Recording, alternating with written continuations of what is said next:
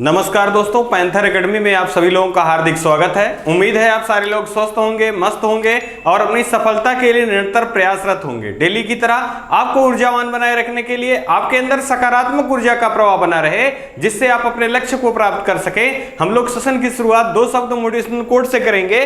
तो आए देखें, आज सुंदर सी 4 लाइनें लिखी गई हैं। कोशिश हमेशा आखिरी सांस तक करनी चाहिए, या तो लक्ष्य हासिल होगा या तो अनुभव। मतलब असफलताओं से डरना नहीं है, असफलताएं ही सफलता की कुंजी होती हैं। हाल ही में भारत और पाकिस्तान के बीच अस्थाई सिंधु आयोग का बैठक का आयोजन कहां किया गया? विकल्प के रूप में पहला है नई दिल्ली, दूसरा है लखनऊ, तीसरा है महाराष्ट्र और चौथा है पुणे।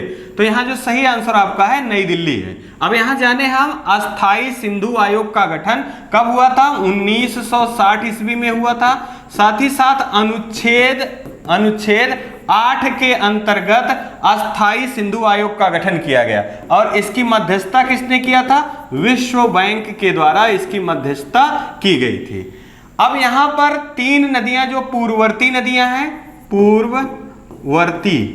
पूर्ववर्ती नदियां जो हैं, इसमें सतलज है, सतलज, ब्यास और रावी। सतलज, ब्यास, रावी, ये 3 नदियों के जल का उपयोग भारत के लिए, साथ ही साथ पश्चिमवर्ती 3 नदियां सिंधु, झेलम और चिनाब। इन 3 नदियों का जो जल है, इसका उपयोग पाकिस्तान के लिए कहा गया। अब यहां से कुछ महत्वपूर्ण प्रश्न और भी जानना जरूरी है, जैसे नहरों का देश किसे कहा जाता है? तो पाकिस्तान को नहरों का देश कहा जाता है। अगर हम बात करें रेड क्लिफ लाइन किन देशों को विभाजित करती है? तो भारत और पाकिस्तान को कौन सी रेखा विभाजित करती है? तो रेड क्लिफ लाइन जो है विभाजित करती है। डूरंड रेखा किसको विभाजित करती है? भारत और अफगानिस्तान को विभाजित करती है। साथ ही साथ जीरो लाइन रेखा भारत और बांग्लादेश को विभाजित करती है। आइए इसी क्रम में अगला प्रश्न देखें।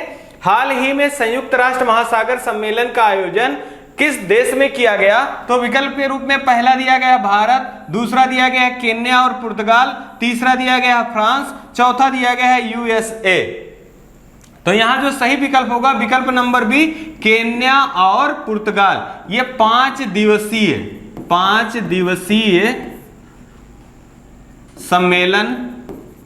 सम्मेलन का आयोजन किया गया, जो कि केन्या और पुर्तगाल में किया गया। इसका उद्देश्य क्या है? तो महासागर की सुरक्षा इसका उद्देश्य है। अगर हम बात करें मित्रों सतत विकास लक्ष्य SDG इंडेक्स में महासागरों की सुरक्षा और नवाचार के लिए किस इंडेक्स में बात की गई है? तो इंडेक्स नंबर 14 में महासागरों के विकास और नवाचार से संबंधित बातें की गई हैं। अगर हम बात करें यही एक महत्वपूर्ण दिवस के रूप में कि विश्व महासागर दिवस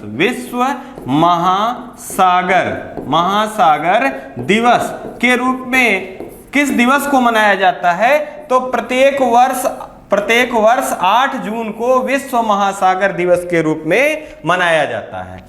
आइए इसी क्रम में हम लोग अगला प्रश्न देख लें। हाल ही में चर्चा में रहा बैक वाटर में भारत का सबसे बड़ा सोलर पावर परियोजना की शुरुआत कहां किया गया? तो विकल्प रूप में पहला दिया गया है मध्य प्रदेश, दूसरा दिया गया है उत्तर प्रदेश, तीसरा दिया गया है तेलंगाना, चौथा दिया गया है महाराष्ट्र। तो यहां जो सही विकल्प आपका है विकल्प नंबर सी सही होगा, तेलंगाना में भारत का सबसे बड़ा बैक वाटर सोलर पावर परियोजना का शुभारंभ किया गया। साथ ही साथ अगर हम यही तेलंगाना से संबंधित जानकारी कुछ इकट्ठा करें जो हमारे परीक्षाओं की दृष्टिकोण से अत्यंत ही महत्वपूर्ण है, जैसे हाल ही में तेलंगाना ने अपना स्थापना दिवस मनाया है, तो वो किस दिवस को तेलंगाना अपना स्थापना दिवस मनाता है? तो 2 जून 2014 को आंध्र प्रदेश से अलग होकर नवीनतम राज्य के रूप में तेलंगाना का स्थापना हुआ था। और प्रत्येक 2 जून को तेलंगाना अपना स्थापना दिवस के रूप में मनाता है। साथ ही साथ अगर हम बात करें हुसैन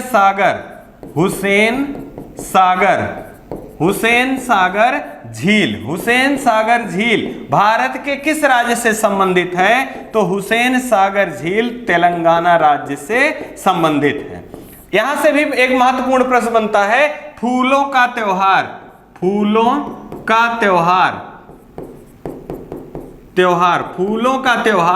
या बदुकम्मा त्योहार किस राज्य में आयोजित किया जाता है? तो फूलों का त्योहार या बदुकम्मा त्योहार तेलंगाना राज्य में मनाया जाता है। अब यहां पर एक क्वेश्चन गलत होने की संभावना यह हो जाता है कि अगर प्रश्न में फूलों की घाटी पूछा जा रहा है तब उसका उत्तर उत्तराखंड होगा, लेकिन अगर फूलों का त्योहार पूछा जाए कि किस राज्य में मनाया जाता है तो तेलंगाना राज्य में मनाया जाता है। आइए इसी क्रम में अगला प्रश्न देखें। हाल ही में चर्चा में रहा कौन सा भारतीय राज्य पक्षियों के लिए रेड लिस्ट जारी करेगा या बनाएगा? तो पहला दिया गया है उत्तराखंड, दूसरा दिया गया है उत्तर प्रदेश, तीसरा दिया गया हिमाचल प्रदेश, चौथा दिया गया है केरल। तो यहां पर जो सही विकल्प आपका है मित्रों, यह विकल्प नंबर डी होगा, केरल। केरल राज्य ने पक्षियों के लिए रेड लिस्ट जारी करने की घोषणा की है। यहां पर जो विलुप्त पक्षियां हैं या जो विलुप्त के कगार पे हैं उनके संरक्षण के लिए रेड लिस्ट बनाए जाने की घोषणा की गई है। अभी हाल ही में मेडिसिप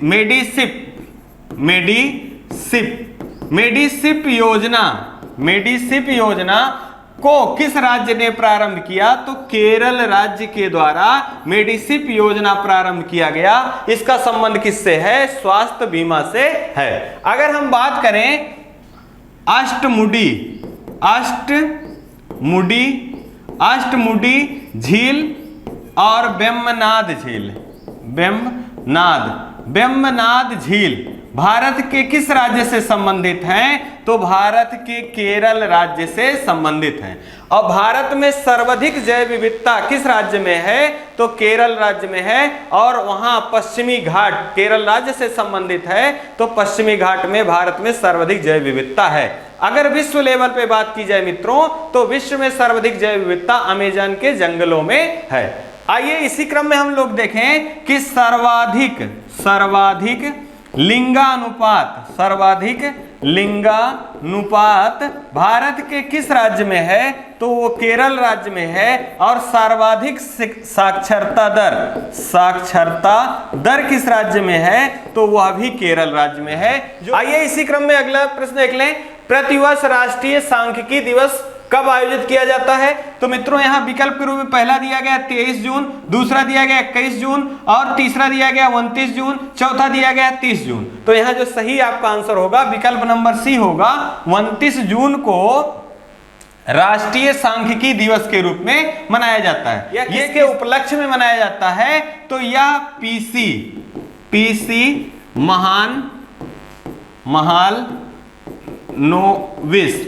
पीसी महालनोबिस के जन्मदिन के अवसर पर यह मनाया जाता है। साथ ही साथ अगर हम यहां बात करें अंतरराष्ट्रीय सांख्यिकी संस्थान, राष्ट्रीय सांख्यिकी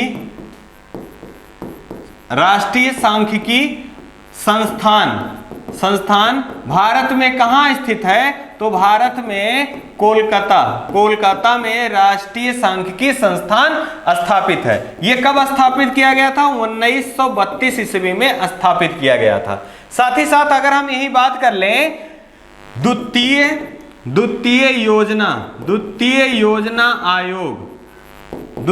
योजना आयोग किस मॉडल पर आधारित था? तो द्वितीय योजना आयोग जो है वो पीसी मॉडल पर आधारित था। इसका कार्यकाल क्या था या समय क्या था, तो 1956 से 1961। अब यहां पर यह भी जानना जरूरी है कि प्रथम किस पर था, तो प्रथम योजना आयोग या प्रथम पंचवर्षीय योजना जो थी यह 1951 से 1956 और इस मॉडल का हेराल्ड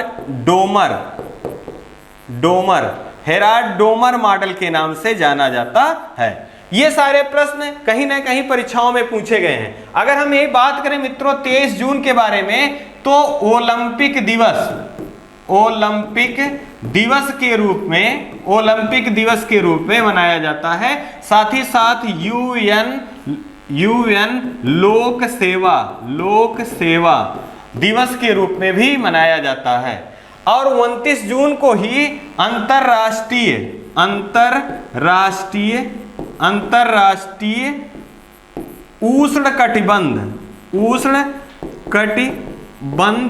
उष्णकटिबंध दिवस के रूप में भी मनाया जाता है। और 21 जून को विश्व योग दिवस के रूप में मनाया जाता है। ये सारे प्रश्न कहीं ना कहीं परीक्षाओं में पूछे गए हैं और आपकी परीक्षाओं के लिए अत्यंत ही महत्वपूर्ण है। आइए इसी क्रम में अगला देख लें। हाल ही में चर्चा में रहा जुलजाना का संबंध किससे है, तो यह देखिए पहला दिया गया है ठोस ईंधन वाला रॉकेट है, सुपरसोनिक विमान है, जलयान है या परमाणु हथियार है। तो इसका संबंध जो आपका ऑप्शन नंबर ए दिया गया है ठोस ईरान वाला रॉकेट है। अब यहाँ जुलजाना ये रॉकेट किसके द्वारा बनाया गया है, तो ईरान के द्वारा बनाया गया है। अब ईरान की राजधानी क्या है दोस्तों, तो इसकी राजधानी तेहरान है और इन्होंने हाल ही में अपनी मुद्रा चेंज की है। इसका नई मुद्रा का नाम क्या है, टोमान इसकी नई मुद्रा का नाम है। ईरान से संबंधित एक महत्वपूर्ण जानकारी के रूप में SCO संघाई सहयोग संगठन में शामिल होने वाला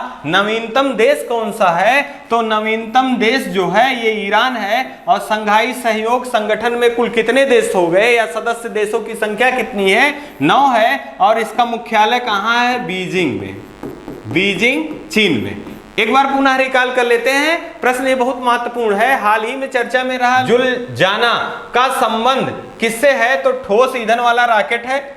ये किसके द्वारा इजाद किया गया है, तो ईरान के द्वारा। ईरान की राजधानी तेहरान है और यहाँ की नई मुद्रा का नाम टोमान है। SCO में शामिल होने वाला नवीनतम देश कौन सा है, तो ईरान है। और SCO में कितने देश टोटल शामिल हैं, 9 देश। इसकी मुख्यालय कहाँ है, बीजिंग में है। साथ ही साथ अगर हम बात करें 2 फरवरी 1971 में रामसर स्थल पर रामसर सम्मेलन होता है जिसे आर्द्र भूमि दिवस के रूप में जाना जाता है। तो रामसर कहां से संबंधित है या रामसर किस देश से संबंधित है, तो यह भी ईरान से संबंधित है। आइए इसी क्रम में अगला प्रश्न देख लें। हाल ही में मिस इंडिया वर्ल्ड वाइड 2022 का खिताब किसने जीता, अत्यंत ही महत्वपूर्ण प्रश्न है। देखिए यहाँ पहला विकल्प दिया गया खुशी पटेल, दूसरा वैदेही डोगरे, तीसरा दिया गया हरनाथ संधू और चौथा दिया गया कैरोलिना।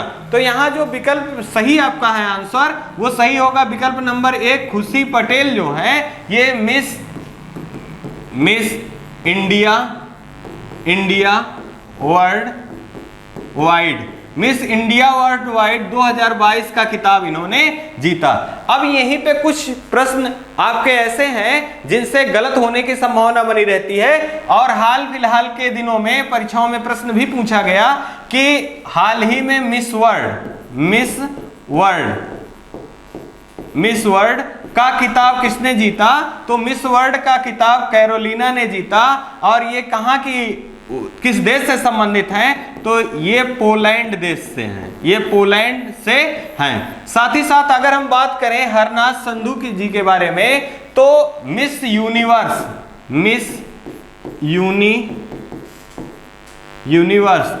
यूनिवर्स के रूप में ये जो आयोजन किया गया था मिस यूनिवर्स 2021 का, तो 2021 का मिस यूनिवर्स का जो आयोजन किया गया था ये इजराइल में किया गया था। और ये संस्करण कौन था? 17वां संस्करण था। और इसमें भारतीय जो है हरनाज संधू, इन्होंने मिस यूनिवर्स का खिताब जीता। और मिस यूनिवर्स का खिताब जीतने वाली ये तीसरी भारतीय हैं। पहली कौन थी? तो पहली सुष्मिता सेन थी, दूसरी कौन थी? लारा दत्ता, और तीसरी जो है ये हरनाज संधू हैं। साथ ही साथ अगर हम बात करें यहीं पर भारत की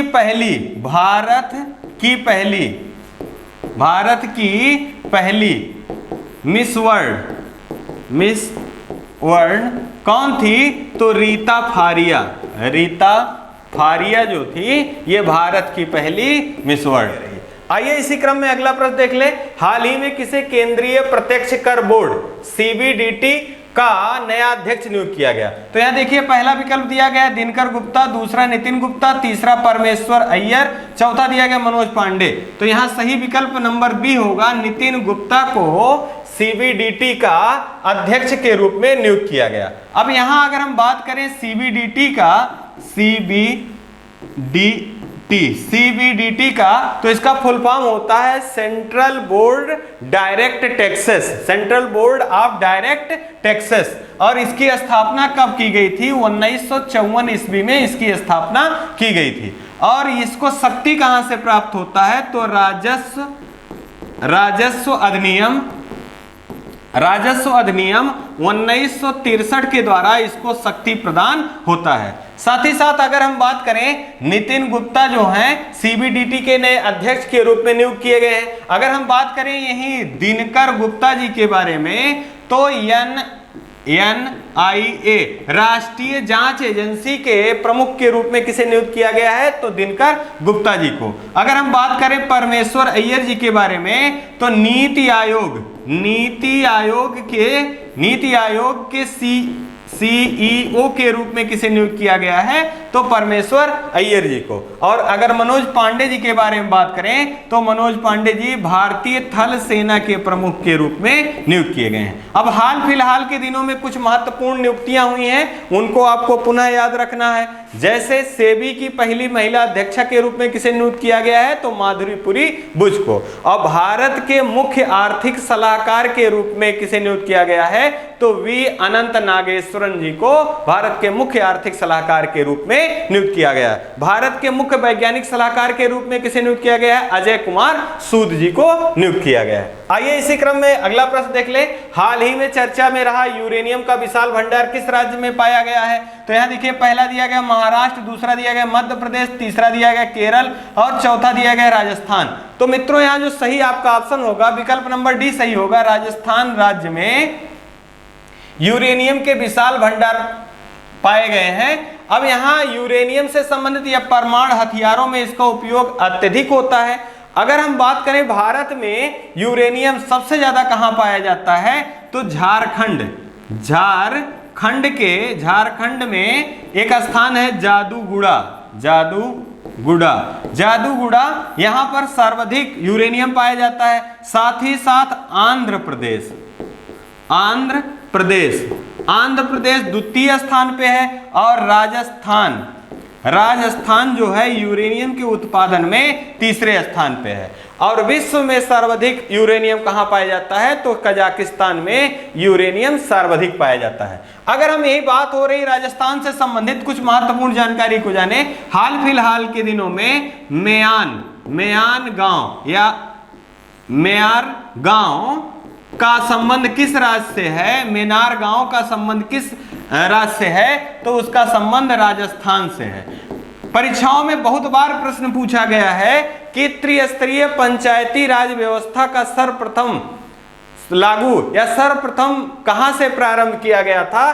तो 2 अक्टूबर 1959 ईस्वी में राजस्थान के नागौर जिले से त्रिस्तरीय पंचायत राज व्यवस्था का प्रारंभ किया गया था। हाल फिलहाल के दिनों में प्रश्न बना है कि चिरंजीवी योजना किस राज्य से संबंधित है, तो चिरंजीवी योजना का संबंध जो है राजस्थान राज्य से है। बोल्ड योजना का संबंध किस राज्य से है, तो राजस्थान राज्य से है। स्टैचू ऑफ पीस कहां स्थित है, राजस्थान में स्थित है। स्टैचू ऑफ यूनिटी कहां स्थित है, तो ये गुजरात राज्य में स्थित है। स्टैचू ऑफ नॉलेज कहां स्थित है, तो महाराष्ट्र राज्य में स्थित है। जबकि स्टैचू ऑफ इक्वलिटी कहां स्थित है, तो हैदराबाद में स्थित है। आइए इसी क्रम में हम लोग इस सेशन का लास्ट प्रश्न देखते हैं। भारत सरकार की प्रमुख योजनाओं में प्रधानमंत्री जीवन ज्योति योजना और प्रधानमंत्री सुरक्षा बीमा योजना की वार्षिक दर में कितना वृद्धि किया गया, ये फैक्ट है। अब देखिए पहला विकल्प के रूप में 330 रुपए और 12 रुपए और 280 रुपए 25 रुपए, फिर उसके बाद आपका तीसरा दिया गया 425 रुपए 15 रुपए, फिर ऑप्शन नंबर डी दिया गया 436 रुपए 20 रुपए। अब यहां पर जो सही आपका विकल्प है, विकल्प नंबर डी सही होगा, 436 रुपए और 20 रुपए। अब यहां पहले दो योजनाएं हैं, इन योजनाओं को जाने। प्रधानमंत्री जीवन ज्योति योजना, जीवन ज्योति योजना और प्रधानमंत्री सुरक्षा बीमा योजना, ये दोनों योजनाएं मई माह 2015 में प्रारंभ की गई थी और इन दोनों योजनाओं का उद्देश्य बीमा कवर से है। प्रधानमंत्री जीवन ज्योति योजना, जिसका पहले जो अनुदान राशि था वो 330 रुपया था, इसमें 33% की वृद्धि करके 436 रुपया कर दिया गया। साथ ही साथ अगर हम बात करें प्रधानमंत्री सुरक्षा बीमा योजना, जिसका 12 रुपये अनुदान राशि था, इसमें 67% की वृद्धि कर इसको 20 रुपया कर दिया गया। ये अत्यंत ही महत्वपूर्ण प्रश्न है और ये महत्वाकांक्षी योजनाओं में भी है। इस डाटा को जरूर आपको याद रखना है कि प्रधानमंत्री जीवन ज्योति योजना में कितने की वृद्धि की गई, तो 33% की वृद्धि की गई। जो पहले 330 रुपया था अब 436 रुपया हो गया। जबकि प्रधानमंत्री सुरक्षा बीमा योजना, जिसका पहले 12 रुपया था, 67% की वृद्धि करके 20 रुपया कर दिया गया। इसी क्रम में ये आज का सेशन दैनिक समसामयिकी की सीरीज यही समाप्त होती है। इससे महत्वपूर्ण जो फैक्ट आपको बताए गए परीक्षाओं में, विभिन्न परीक्षाओं में पूछे गए हैं, आप इसको बार बार रिकॉल जरूर करिएगा। कौन कहता है कामयाबी किस्मत तय करती है, इरादों में दम हो तो मंजिलें भी झुका करती हैं। मतलब अगर आपका संकल्प दृढ़ है तो आपको कोई रोक नहीं पाएगा, आप निश्चित ही सफल होकर आएंगे। इसी विश्वास के साथ हम आपसे विदा लेना चाहेंगे। आप अपना और अपने परिवार का खूब सारा ध्यान रखिए। जय हिंद, जय भारत।